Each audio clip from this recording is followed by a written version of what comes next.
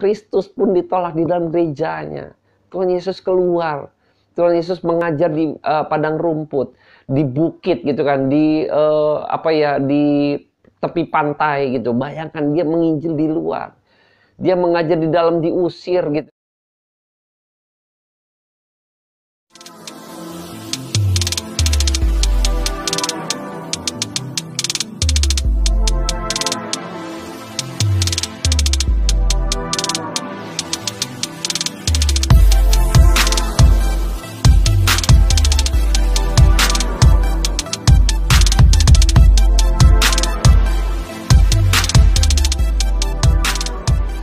Teman-teman dan rekan-rekan sekalian, pada malam hari ini saya mengucap syukur kembali buat setiap kita masih dipimpin oleh Tuhan. Karena pada malam hari ini kita kembali dipertemukan via online seperti ini. Dan sebelum saya mulai recovery, saya seruput dulu kopi saya, Coffee Latte.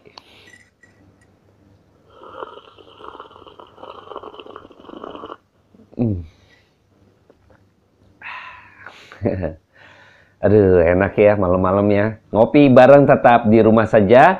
Pada malam hari ini di dalam kehangatan firman Tuhan kita melanjutkan kembali bagaimana pada waktu Rasul Petrus di sidang Mahkamah Agama, lalu ada semacam saya melihat gitu ya, ada semacam pembelaan Tuhan ya lewat Gamaliel. Nah, pada malam hari ini kita akan bahas. Sebelum mulai saya akan berdoa dulu buat setiap kita. Bapa dalam surga, terima kasih buat malam hari ini karena Tuhan memberikan begitu banyak kami sebuah pencerahan-pencerahan sampai malam hari ini. Kami boleh tetap diberikan kebenaran firman Tuhan untuk belajar firman-Mu. Tolong pimpin setiap hati kami Tuhan, pikiran kami bawa masuk untuk kami bisa menerima berkat daripada firman Tuhan pada malam hari ini. Pimpin waktu ke depan, Tuhan Yesus yang menyertai.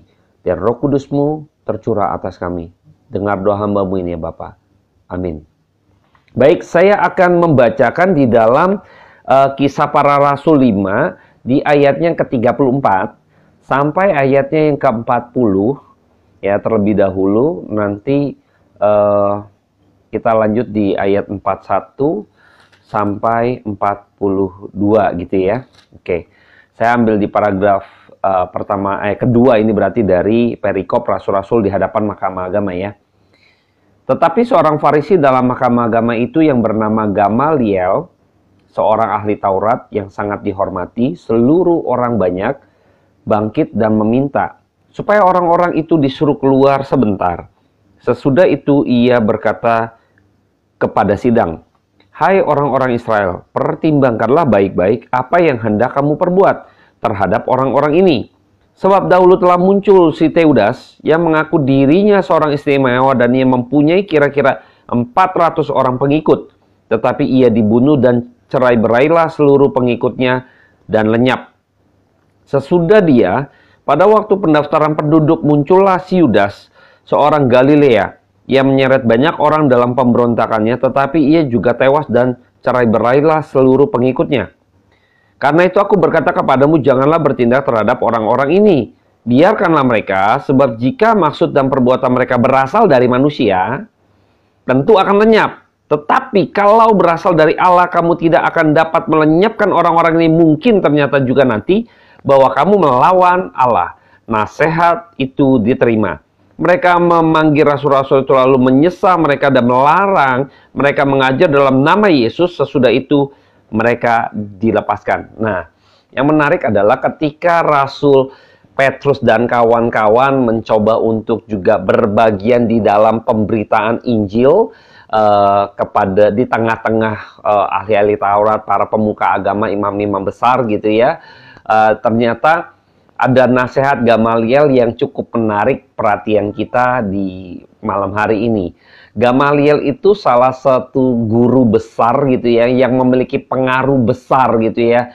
Ini kalau zaman kita mungkin profesor gitu ya, guru besar yang sangat pintar, cerdas, menguasai Taurat gitu ya. Karena Gamaliel juga salah satu guru daripada Rasul Paulus gitu ya. Kita akan coba lihat ya tokoh daripada Gamaliel ini yang akhirnya juga Rasul Paulus menyinggung tokoh Gamaliel ini ketika dia bersaksi gitu ya. Saya akan coba kutip di dalam Kisah Para Rasul 22 ketika Paulus berbicara kepada orang Yahudi. Saya akan kutip di ayat 1 sampai ayat 3 gitu ya. 1 sampai 3 saja saya kutip. Hai saudara-saudara dan bapak-bapak, dengarkanlah apa yang hendak kukatakan kepadamu sebagai pembelaan diri. Ketika orang banyak itu mendengar ia berbicara dalam bahasa Ibrani, maka tenanglah mereka. Ia berkata, aku adalah orang Yahudi, lahir di Tarsus di tanah Kilikia, tetapi dibesarkan di kota ini. Dididik dengan teliti di bawah pimpinan Gamaliel dalam hukum nenek moyang kita. Sehingga aku menjadi seorang yang giat bekerja bagi Allah, sama seperti seperti kamu semua pada waktu ini. Ya, jadi dia di bawah didikan, tahu ya, semua kenal ketika disinggung seorang Gamaliel. Saya ini muridnya Gamaliel loh gitu ya. Jadi kita misalnya gitu kan, saya ini muridnya Jet Li loh gitu. Kalau orang jadi segen ya, tahu Jet Li siapa misalnya, atau Jackie Chan loh. Saya ini anak buahnya Jackie Chan. Jackie Chan itu guru saya ya. Jadi punya pengaruh besar bahwa misalnya Jet Li, Jackie Chan gitu kan. Ini orang-orang yang tokoh-tokoh yang emang kungfunya mumpuni misalnya gitu ya. Saya muridnya loh. Wah, orang juga udah segen gitu. Ini muridnya Jackie Chan nih, ini muridnya Jet Li nih gitu kan. Atau misalnya muridnya siapa kungfu terkenal gitu ya, master kungfu gitu ya. Ip Man gitu kan. Nah, ini saya muridnya Ip Man nih gitu kan. Jadi orang segen ya, dan karena tahu Ip Man itu siapa gitu ya. Sama ketika Rasul Paulus mengatakan demikian, orang-orang yang belajar Taurat itu kenal tokoh ini gitu ya. Kenal tokoh Gamaliel gitu ya. Nggak mungkin enggak. Jadi kalau orang bilang tuh ya kalau ada bukunya nih pasti belajar dari sana gitu ya. Kadang orang, kamu nih belum menjadi misalnya seorang, dulu saya kuliah di ekonomi gitu ya. Kalau kita nggak belajar Philip Kotler gitu kan, itu belum ekonomi gitu kan, belum nyicip ekonomi gitu, belum nyicip manajemen gitu, belum nyicip marketing gitu ya. Kalau nggak baca, nggak ngikutin Philip Kotler misalnya seperti itu. Jadi artinya pengaruhnya besar sekali. Jadi Gamaliel ini bukan sekedar nama besar, tetapi emang dia adalah seorang tokoh yang memiliki pandangan, wawasan, disegani, dihormati gitu ya. Yang emang memiliki kualitas yang cukup handal, cendekiawan ya, kelompok cendekiawan yang emang memiliki pengaruh besar. Bukan karena pengaruh besarnya bukan karena sesuatu yang sifatnya negatif atau hal-hal demikian, tapi memiliki kearifan, kebijaksanaan, dikenal menjadi tokoh yang seperti itu gitu loh. Jadi kalau ada kelompok Farisi dan Saduki, ini kan kelompok Farisi Saduki ini kan kelompok yang rivalitasnya cukup tinggi gitu ya. Jadi orang Saduki aja, Farisi pada waktu itu juga masih kelompok kecil gitu ya. Nggak berani gitu kan untuk kutak-katik karena Gamaliel ini gitu ya. Orang Saduki juga nggak berani kutak-katik mengenai kelompok Farisi karena ada Gamaliel salah satunya. Jadi di Gamaliel ini yang tahu, memiliki kebijaksanaan, yang memiliki kearifan gitu loh. Ya, jadi Gamaliel ini pengaruh besar sekali. Nah, pada waktu itu Rasul Petrus dan kawan-kawan disuruh keluar dulu. Sebenarnya Gamaliel bijaksana ya. Lihat, dia jaga muka para orang-orang yang sudah menuding, yang sudah memberikan satu tudingan-tudingan, menghakimi gitu ya, mencoba untuk mencari celah gitu ya, mencoba untuk Gamaliel ini mencoba sebenarnya untuk supaya mengembalikan kehormatan mereka. Kalau nggak mereka malu. Jangan kutak-katik orang ini gitu ya. Hati-hati kamu gitu. Tapi nasihat Gamaliel ini mereka semua langsung respon, diam, tunduk, respect men gitu loh. Respect sekali gitu ya dengan si Gamaliel ini. Karena Gamaliel ya guru besar yang memiliki kepandaian, kebijaksanaan, dan kearifan gitu loh. Nah, Gamaliel ini saya melihatnya bahwa Gamaliel ini bagian daripada pembelaan Tuhan. Ya, cara Tuhan membela daripada Rasul Petrus dan kawan-kawan. Cara Tuhan membela. Saya melihat ada satu turut campur tangan Tuhan ketika Rasulnya sebagai pelayan Tuhannya ini mengalami satu kecaman, satu himpitan gitu ya. Nah, Gamaliel ini bagian daripada bagaimana Tuhan membela mereka. Nah, saya melihat setiap kita yang melayani Tuhan, saya yakin ada pembelaan-pembelaan Tuhan di dalam setiap pelayanan kita yang mungkin mengalami sebuah katakanlah tekanan gitu ya. Ada orang-orang yang di sekeliling kita tidak suka, mungkin ada orang-orang yang juga mau menutup atau mematikan tanda petik ya pekerjaan Tuhan yang kita kerjakan misalnya gitu ya. Lihat nanti ada pembelaan Tuhan. Ya, ada pembelaan Tuhan, dan saya sudah ngalami hal itu gitu ya. Bagaimana ketika dalam pelayanan saya akhirnya ada orang kiri kanan yang mungkin iri, sirik, ngomongin yang miring segala macam, mereka yang nyinyir gitu kan. Bahkan pelayanan saya pun mau ditutup, diambil, saya bilang silakan gitu kan, ambil, nggak apa-apa gitu ya. Sampai hari ini kita tahu bahwa dengan di tengah-tengah COVID ya, bagi saya ini pembelaan Tuhan bagi saya, penghiburan Tuhan juga bagi saya. Kenapa? Saya nggak perlu tanda petik gitu ya, gedung untuk saya memberitakan Injil. Saya tidak butuh gedung, tempat ya, untuk saya memiliki mimbar, tanda petik, untuk berbicara mengenai firman Tuhan. Kebayang nggak bagaimana cara Tuhan akhirnya gereja malah tutup, gedung malah tutup gitu ya. Tapi Tuhan buka jalan lain, sekalipun dengan segala keterbatasan saya yang ada, maksudnya dengan seperti ini saja. Tapi ini pengaruh besar, makanya bagi saya, ini bagian daripada penghiburan Tuhan kepada saya untuk saya boleh terus konsisten dalam melayani Tuhan. Saya nggak perlu ruang fisik gitu loh untuk bertemu, berkumpul gitu kan, gereja misalnya gitu. Bukan berarti nggak mau bergereja, berkomunitas di tempat beribadah di tempat fisik. Bukan, maksud saya ketika ada orang-orang yang sepertinya saya mau melakukan sebuah persekutuan begitu sulit gitu kan.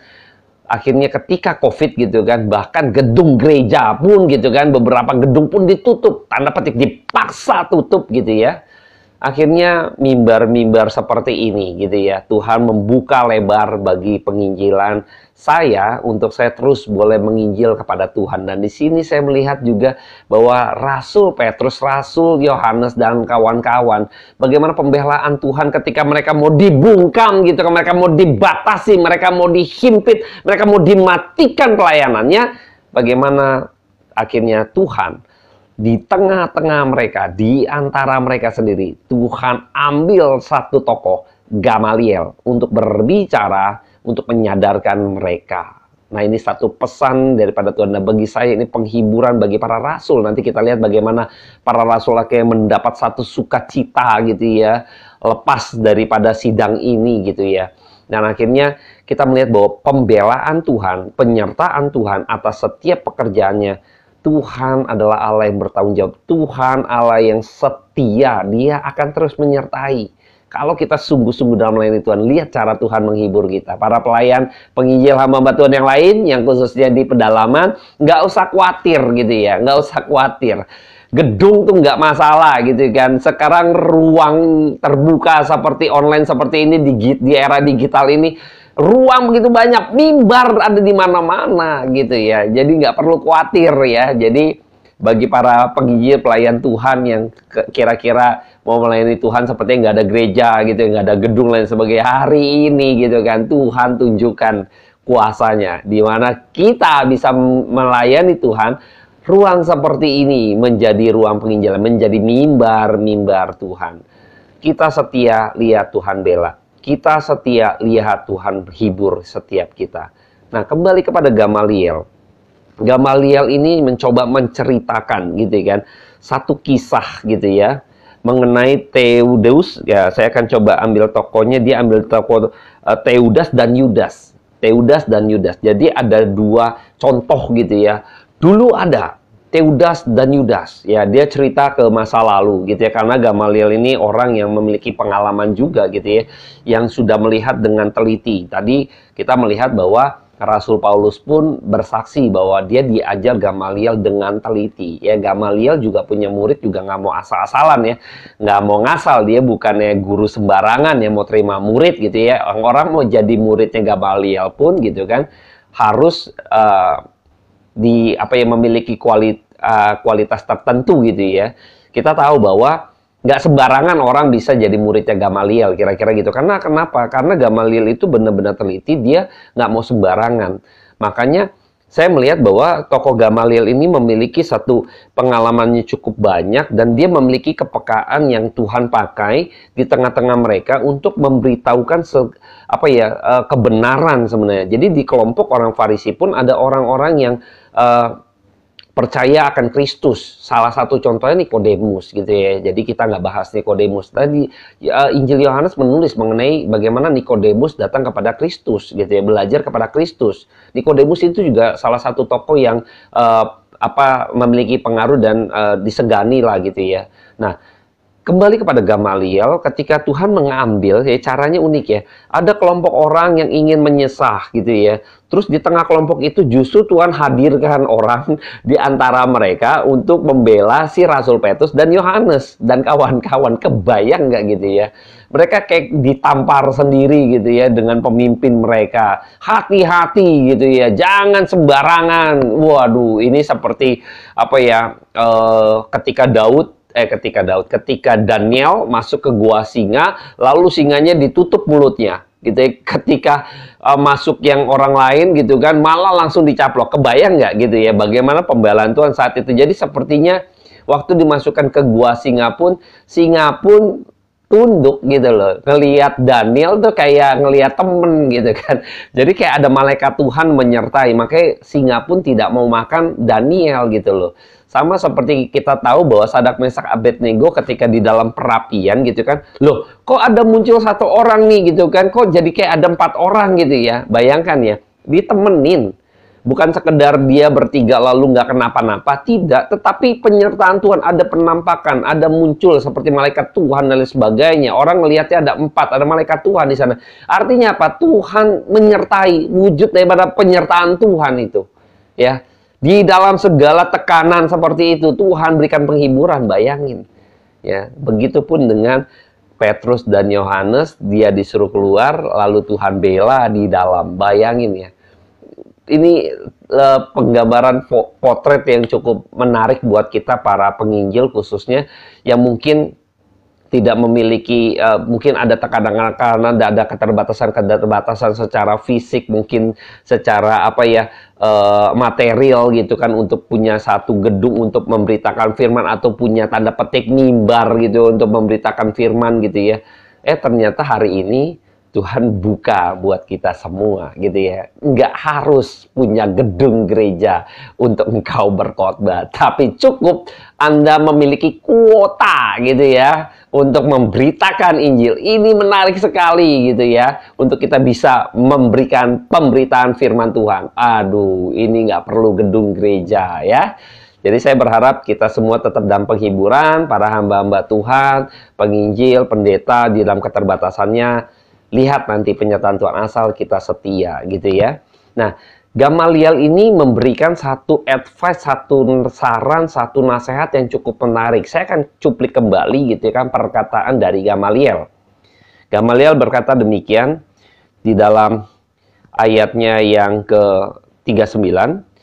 Tetapi kalau berasal dari Allah, kamu tidak akan dapat melenyapkan orang-orang ini. Mungkin ternyata juga nanti bahwa kamu melawan Allah, nasihat itu diterima. Nah, ya, bayangkan ya.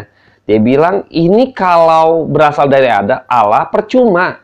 Kamu mau sesah, kamu mau hadang, kamu mau lenyapkan, nggak bisa kalau dari Allah. Nah, di ayat sebelumnya, ayat 38, karena itu akan berkata kepadamu, janganlah bertindak terhadap orang-orang ini, biarkanlah mereka, sebab jika maksud dan perbuatan mereka berasal daripada manusia, tentu akan lenyap.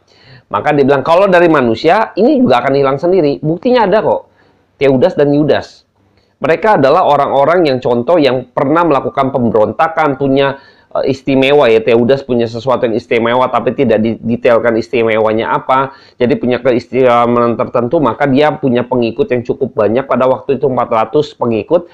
Lalu mungkin banyak yang terpesona dengan keistimewaan itu gitu ya. Entah itu dia memiliki kuasa untuk melakukan hal-hal spektakuler atau fenomena atau apapun itu bentuknya gitu ya. Tapi kalau bukan berasal daripada Allah, berasal daripada manusia, itu akan hilang gitu loh. Akhirnya ketika Teudas juga mati, dikatakan ia dibunuh gitu ya, ia dibunuh lalu cerai-berailah seluruh pengikutnya dan lenyap, selesai gitu kan. Yudas juga nih, sama.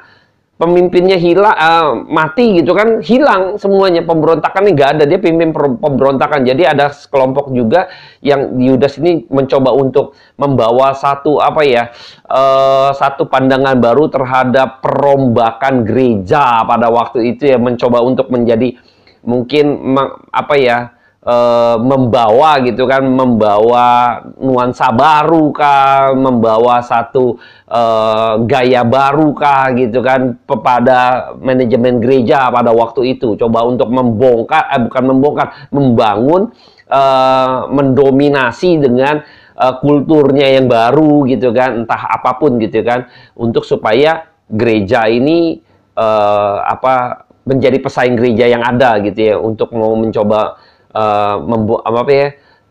bukan menggulingkan sih ya, jadi lebih kepada menjadi pesaing kalau seperti itu gitu ya, mencoba untuk membawa ke era baru dengan manajemennya dia, dengan gayanya dia yang baru, kira-kira demikian. Tapi karena itu ulah manusia, karena perbuatan ini karena berasal dari manusia, maka akan lenyap gitu ya. Dan Gamaliel memperhatikan hal ini gitu loh, memperhatikan hal ini, dan dia mengambil satu kesimpulan, ada konklusi gitu kan. Percuma kalau orang ini berasal daripada Allah, kalau emang pekerjaannya pekerjaan Allah, kamu nggak bakalan bisa kok sampai kapanpun. Ini Gamaliel memperhatikan sampai sejauh itu. Kenapa? Karena kalau kita menitik balik lagi melihat bahwa kan pada waktu itu Tuhan Yesus dibunuh kan, disalibkan, dikuburkan. Nah, mereka takut tuh, karena pada waktu itu dia bilang kan akan bangkit. Mereka mengadakan skandal ya. Pada waktu itu kita tahu bangkit, ceritanya saya juga sudah bagikan di channel YouTube saya, skandal Mahkamah Agama gitu ya, pada waktu Yesus mau bangkit, terus penjaga-penjaganya tahu nih, terus disuruh tutup mulut, bilang bahwa mayatnya dicuri, menutupi kebenaran, tapi nggak bisa gitu ya. Nah, mencoba untuk menutupi segala sesuatunya supaya emang nggak ada kegerakan lagi nih mengenai Kristus gitu ya. Ajaran Kristus mau dimatiin gitu ya, berikut sama orang yang sudah mati, ya sudah gitu kan, just selesai gitu kan. Tapi tidak, perhatikan pada waktu kebangkitan Tuhan, pada waktu Tuhan Yesus naik pun gitu ya. Lihat bagaimana para rasul begitu gencar ketika Roh Kudus dicurahkan.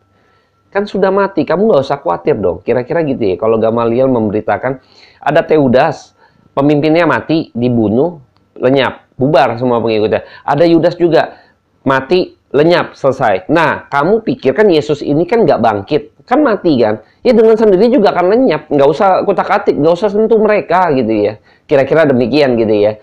Jadi mereka kembali lagi, kenapa ketakutan mereka? Karena mereka tahu bahwa ini adalah berasal daripada Allah gitu loh.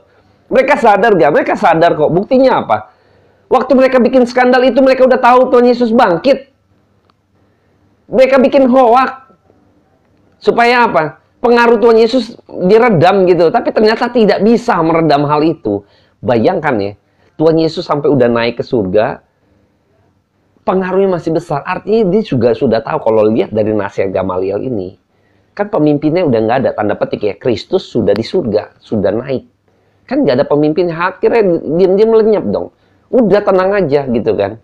Tapi ternyata mereka, kita lihat ya, mereka masih menyesah Rasul Petrus dan kawan-kawan. Mereka masih menyesah gitu ya. Menyesah itu bukan sekedar ngancam segala macam, tapi udah kategorinya menyiksa ya, mungkin kategori ringan ya. Menyesah itu ya mungkin di rotan gitu ya, menyesah gitu ya. Jadi menyesah ini jadi Petrus dan kawan-kawan ini menerima hukuman fisik, kira-kira demikian ya.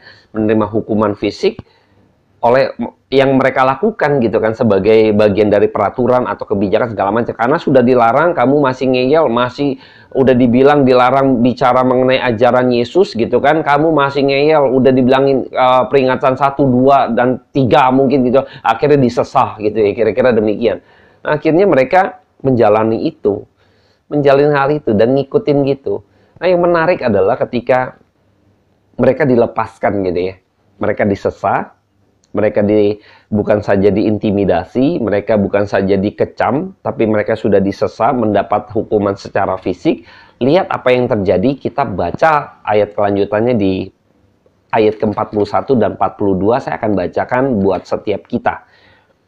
Rasul-rasul itu meninggalkan sidang mahkamah agama dengan gembira, karena mereka telah dianggap layak menderita penghinaan oleh karena nama Yesus.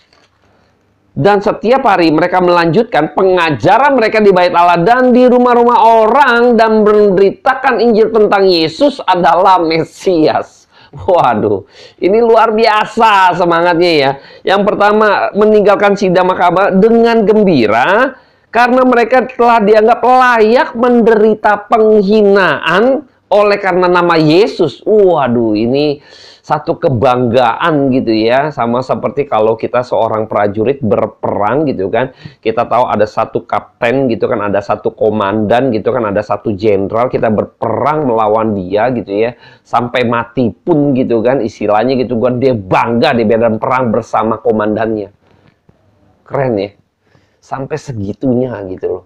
Luar biasa. Kayak film Avenger gitu kan, misalnya perang gitu kan dengan Thanos dan kawan-kawan gitu ya. Dia bangga kalau mati sama-sama dengan Kapten Amerika gitu ya.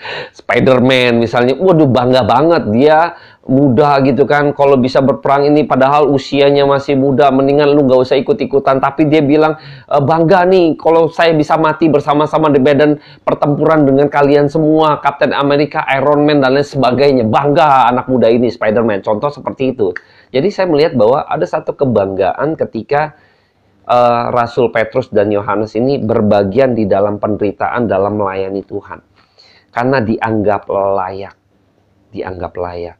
Orang yang ikut ke medan pertempuran, komandan yang membawa prajurit untuk ke medan pertempuran bersama-sama berjuang sama-sama dia. Karena komandan itu sudah anggap dia layak. Nah, Rasul Petrus sudah layak, dianggap layak menerima penghinaan, maka dia gembira sekali. Ya, kemarin saya nonton film, saya lupa judulnya apa, pokoknya ya mengenai inilah pertempuran gitu ya. Lalu dia bawa prajuritnya itu seneng kalau diutus ke tengah-tengah konflik karena yang pasti nggak ada dapat bantuan katanya, tapi mereka berjuang untuk supaya tim dia bisa dikirim ke daerah konflik tersebut untuk bisa merebut kembali, katakanlah gitu ya, membela gitu kan, dia membela sesuatu untuk kemerdekaan kira-kira gitu. Jadi ketika dia diutus, dia dipanggil, dia berjuang untuk supaya timnya dia diutus ke sana. Ketika mereka tembus dan dibolehkan gitu kan, akhirnya udah tim kamu yang dikirim. Komandan ini bilang kepada prajuritnya, dia bilang, dan prajuritnya itu senang sekali gitu ya, senang sekali karena merasa bangga walaupun dia komandannya udah bilang pahitin gitu kan, ini kita nggak ada backup gitu loh, merebut, menang atau mati.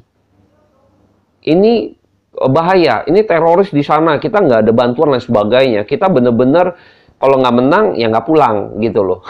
Jadi bayangkan ya, mereka tuh gembira gitu loh, berbagian di dalam peperangan ini bersama komandannya gitu kan. Nah, komandannya pilih orang ini dan orang ini juga dianggap layak. Dia juga bangga bahwa kalau saya berjuang dengan komandan gitu kan, dia ada satu kebanggaan. Begitupun dengan Rasul Petrus dan Yohanes, mereka disesa, mereka mendapat penderitaan secara fisik gitu kan. Akhirnya mereka berasa bahwa kami gembira karena sudah bisa dianggap layak menderita di dalam penghinaan. Waduh, ini yang harus menjadi kebanggaan bagi setiap kita para hamba Tuhan, penginjil, pendeta gitu ya. Kalau Anda dan saya mengalami kesulitan gitu ya, aduh udah layak gitu kan, gembira gitu ya, semangat gitu ya, jangan patah arang.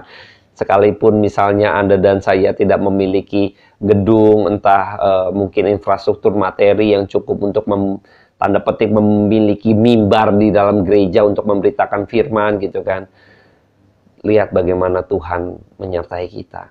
Nah, bagaimana Tuhan nanti juga kita, orang nggak seneng, nggak suka misalnya gitu kan, ada orang-orang mungkin di sekitar Anda, mungkin orang-orang rekan sekerja Anda, mungkin juga di gereja, mungkin ada semacam partai gitu ya, yang nggak suka gitu kan.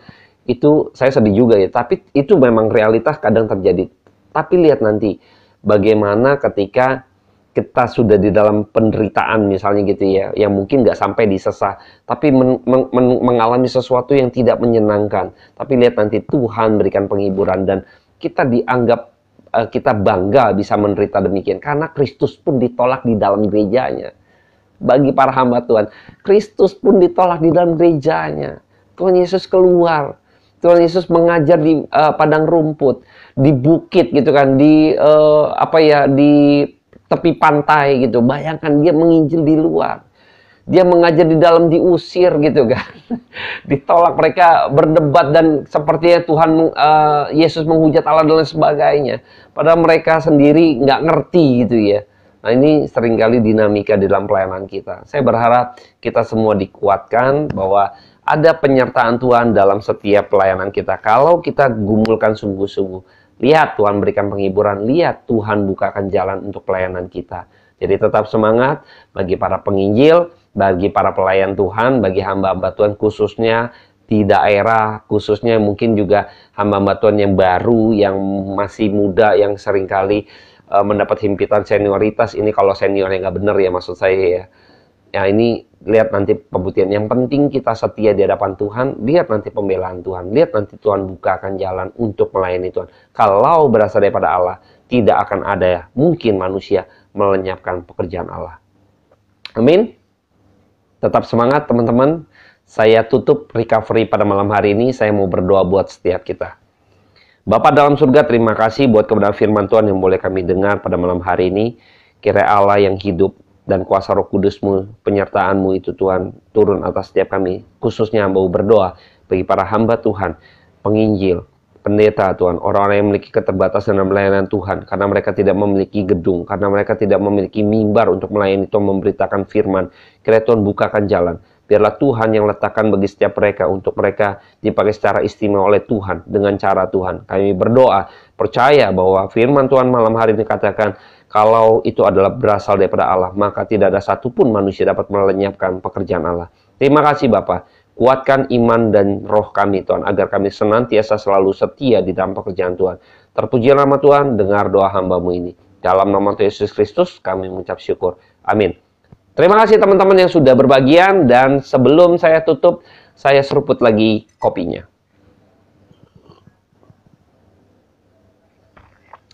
Jangan lupa, kalau yang mau pembelajaran-pembelajaran lain yang skandal Mahkamah Agama, itu ada di YouTube channel saya. Teman-teman bisa visit di HFM-IF Hengki Kurniawan. HFM-IF Hengki Kurniawan. Selamat malam, Tuhan Yesus memberkati.